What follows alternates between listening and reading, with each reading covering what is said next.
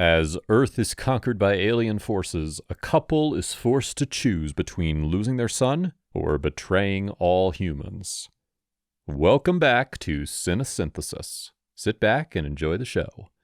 A few months after an alien invasion, our planet is fully conquered and all major cities are split into sections.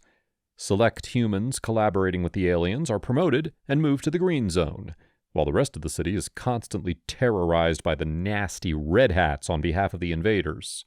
Will is a former FBI agent who lives in Los Angeles with his wife Katie and 2 of their kids. The third one is Charlie, who was on a school trip when the aliens arrived, dropping colossal walls across the city. They never heard from him again. When Will tries to sneak past a checkpoint to look for Charlie, he gets caught by the Red Hats. They take him to the governor's representative, Snyder. Impressed by Will's stellar career at the Bureau, Snyder offers him a pardon in exchange for his services. The aliens are worried about the resistance, and they need agents like Will to hunt down subversive individuals. He says he'll think about it, and the Red Hats take him home. Katie is shocked by the proposal, but when they wake up in the morning and find Snyder in their kitchen, it becomes evident that they have no choice. Will agrees to join the Special Forces, and Snyder promises he'll try to find Charlie. What he doesn't know is that his wife is part of the resistance. Katie tells them that her husband is working for the other side and agrees to act as a spy. The only condition she imposes is that the rebels must not harm her family. The next day, Will begins the unpleasant job. His partner is an ex-cop named Bo, and they both report to an insufferable woman named Phyllis.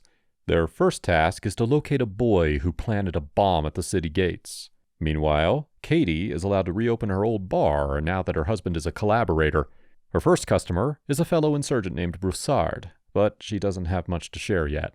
That is about to change when the bomber is caught by Will and Bo and his apartment is searched. Katie meets the rebellion leader, Alexander, and warns him about the potential breach. He says that the boy was from a different group and that he'll make sure they are informed. When the investigation leads to that group, the Red Hats only find their bodies. Will begins to smell a rat, but he thinks it's one of his colleagues. Days later, a subversive message is broadcast by a man who calls himself Geronimo. The Red Hats detect the transmission and break into the house, but the mysterious agitator is already gone. Finding him becomes a priority for the Special Forces. Good for Katie, who is up to no good. A rebel attack on a supply shipment goes terribly wrong, and a young man named Kim is injured. To Katie's absolute horror, Broussard puts him out of his misery before the drones even arrive. Later, Will and Bo also arrive, and they take the photos to Phyllis. Kim is quickly identified, and his parents are arrested. At the park, Broussard tells Katie that this is how the revolution works. Kim could have led the enemy directly to their cell, and they can never let that happen. Katie tries to make her peace with that. Her older son, Bram, is also practicing some disobedience with his crush, Pia. She takes him to a secret tunnel where her dad used to work. As the main building is now abandoned, nobody knows about the passage. She and her friends have been using it to get to the other side of the wall and steal stuff from abandoned stores. At night, Katie's bar is finally open to the public. Snyder makes a surprise appearance and begins to praise her decisions. A bar is just the kind of thing that makes people happy, and happy people avoid foolish ideas, like freedom and basic rights. That speech totally ruins Katie's night, and she ends up fighting with Will. He says he's ready to do whatever it takes to get Charlie back, but she says this is nothing but an empty promise. Snyder is just using them against their own species. Ready to go the extra mile, Katie fakes an attack on her home to gain access to the Homeland Security HQ. During the subsequent interrogation, Phyllis guarantees that her family is safe because her neighbors have been told that they'll be punished if anything happens to them. Katie is horrified to hear that. After she leaves, Phyllis calls Will to let him know what they found under Bram's bed. It's a case full of tapes. The boy has been recording Geronimo's transmissions like a true fan. At home, Will bullies his son to giving up the information he needs. The boy says there's a poster that appears at certain places in town to let people know Geronimo is about to talk again. The next day, Katie meets Alexander and gives him Phyllis on a silver platter. Meanwhile, the Special Forces use the new information to catch Geronimo before he finishes the broadcast. However, they find out that this man is just an actor. He reads a script periodically left for him inside a pipe. Investigating the location, the Special Forces discover that the pipe connects that area to the green zone. When Katie gets to her bar in the evening, Phyllis is waiting for her. She shows her a few photos that are hard to explain. Then she says Katie will be a double agent from now on. Luckily, though, that arrangement doesn't last very long because Broussard is waiting for Phyllis when she gets home. Snyder is enraged to learn about her death. Apparently, she was great with the aliens. A massive investigation leads to a teenage boy who gives up a location in the green zone. The Red Hats swarm into the place and arrest a bunch of rich kids. They say Geronimo's not a person, it's the movement. Snyder is even madder when he hears such nonsense. He needs something with a head so it can be delivered to the aliens. Taking it out on Will, he threatens to pause the search for Charlie until the Special Forces begin to show some results. Will is upset at the injustice, but he can't deny that the team is a failure. One of his colleagues insinuates that the problem may be closer to home than he imagines. He decides to sneak into the bar when Katie's not there, but all he can find is a book that he didn't know she had. Unable to find a better Geronimo, Snyder turns to the impersonator. The man agrees to keep playing his part during the trial in exchange for a promotion to the green zone. It's not until he sees the gallows that he realizes it is all a lie. Will can't help but notice that false promises might be Snyder's M.O. They're talking about it in the car when the convoy is attacked by rebels disguised as Red Hats. Will saves Snyder's life and takes him to Katie's bar. She radios Alexander at the first opportunity and keeps the man talking until the rebels arrive. But then he mentions that they found Charlie.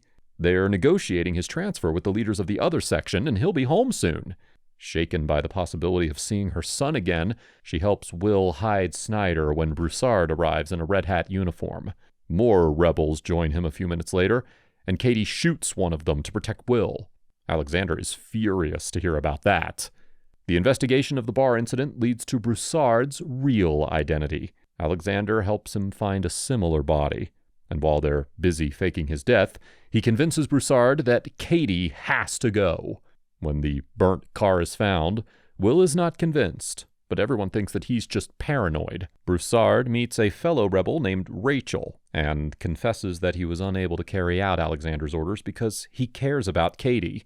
When Will tells his wife that Broussard's fingerprints are all over her bar, she keeps feigning ignorance. But then she sees photos of all the people he has killed that she didn't know about. Pretending to remember, she gives Will an address. Right after that, Rachel comes to the bar and they have a conversation about Broussard. Katie points out that her picture could be one of those right now, but Rachel spins that argument in her favor. Broussard disobeyed a direct order to spare her. Once again, caught between horrid options, Katie runs to a payphone and warns Broussard. The Special Forces find the place empty, and they can't get anything useful from his nice neighbor, who is none other than Alexander. As they search the house, Will finds that same book he saw at the bar, and realizes that it must be used to decode messages. At the same time, Snyder is enduring a visit from the L.A. governor. She tells him that there's an even worse visitor coming their way, the Minister of the Pacific region. That's when Will gets an unexpected call from Alexander. They meet on a bus, and he tells Will that Katie is the mole. He also says he's ready to betray everyone for a spot in the green zone. Meanwhile, Broussard contacts that other rebel group known as the Youth Cell. They tell him a hotshot is coming to L.A. soon, and that's a great opportunity to make a huge mess. At night, Will tells Katie about his meeting with Alexander, leaving out the parts about her. She sneaks out a few minutes later and calls Broussard. He confronts Alexander, who tells him to drop Katie and prepare for a new mission. Meeting Snyder, he says his terms are simple. He wants a universal pass that will get him through any checkpoint. In return, he's prepared to give them a list of names. As a sign of good faith, he gives him a freebie. He tells about the rebel plans to take down the minister. Snyder agrees to those terms, but only after they get to Broussard. So Alexander arranges a meeting to meet him at an open market. The operation is a total disaster, and Rachel ends up killed in the crossfire. Will informs Alexander that the deal is off. With nowhere else to go now, he chooses to make comments about Katie, until Will finally pulls the trigger. The authorities decide to make Rachel's children an example to everyone. That only makes Katie more determined to fight the aliens. Will is also tired of all this, but these two simply can't agree. He plans to deceive Snyder and escape the LA section, while she wants to stay and fight back. Broussard introduces her to Eckhart, that guy from the youth cell. They're planning to ambush the minister in the subway, which is now only used by the authorities. Snyder agrees to let Will and Bo beyond the wall for an investigation, and they use the trip to plan an escape. Will tells Katie that they'll move to Bo's house on the other side of the wall, but she refuses to join him. The attack on the subway turns out to be more interesting than expected. The rebels manage to retrieve an alien's body, which infuriates the LA governor. She threatens to destroy that entire area if the alien is not immediately returned. Will leaves his kids with Maddie, and she promises to take them to the green zone. He can't find Katie because she's still babysitting the dead alien with Broussard. Snyder is fired because of the scandal. The special forces identify Eckhart from the footage of the market incident. That leads them directly to the secret lab where Katie's trying to open the alien's suit. Speaking through the door, Will begs her to return the green bastard to his people. She keeps him talking while her friends escape.